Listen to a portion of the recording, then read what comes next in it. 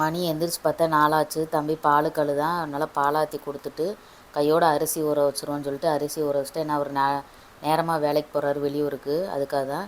அதுக்கப்புறம் காலைல எந்திரிச்சு சாப்பாடெல்லாம் வச்சுட்டு தாளித்த சாப்பாடு தான் செய்ய போகிறேன்.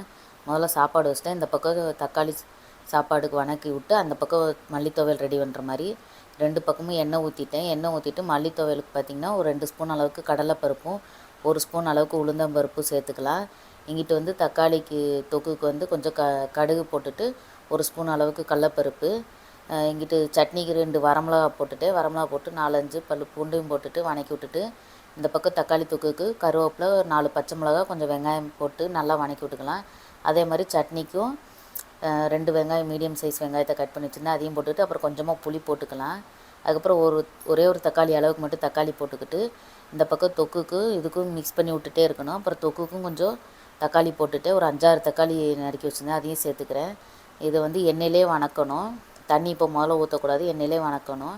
கொஞ்சமாக உப்பு போட்டுட்டு அப்புறம் கொத்தமல்லி தலையும் போட்டுட்டு வணக்கி விட்டுட்டு ஒரு 1/2 ஸ்பூன் அளவுக்கு மஞ்சள்தூள் போட்டுக்கிறோம், சீக்கிரம் வணங்கிடும். மஞ்சத்தூள்லாம் போட்டு நல்லா வணங்கினதுக்கப்புறம் இங்கிட்டு சட்னிக்கு ஒரு கைப்பிடி அளவு கொத்தமல்லி தழை, ஒரு கைப்பிடி அளவு கருவேப்பிலையும் போட்டுட்டு நல்லா பச்சை வடை போகிற அளவுக்கு நல்லா மிக்ஸ் பண்ணிக்கலாம். தொக்கு பார்த்திங்கன்னா நல்லா தண்ணி விட ஆரம்பிச்சிருச்சு. இதுக்கப்புறம் தான் நம்ம தண்ணி ஊற்றணும். இது தக்காளி உள்ள தண்ணி. துவையலும் நல்லா பச்சை வடையெல்லாம் போகுது. இப்போ ஒரு 1/4 டம்ளர் அளவுக்கு மட்டும் தொக்குக்கு தண்ணி ஊற்றிக்கலாம். தண்ணி ஊற்றிட்டு மூடி போட்டு வச்சு வேக வச்சுக்கலாம். ஒரு கை அளவு தேங்காய் எடுத்துகிட்டு சட்னிக்கு போட்டுட்டு நல்லா ஒரு சூட்டோடய கிளறி விட்டு ஆற வச்சுக்கலாம். தொக்கு ரெடி ஆயிடுச்சு. இதுக்கப்புறம் பார்த்திங்கன்னா கொஞ்சமாக சாப்பாடு கிளறதுக்கு முன்னாடி கொஞ்சம் உப்பு போட்டுட்டு கொத்தமல்லி தழை போட்டுட்டு நம்ம வேக வச்ச சாப்பாடை போட்டு கிளறி வைக்க வேண்டியதான்.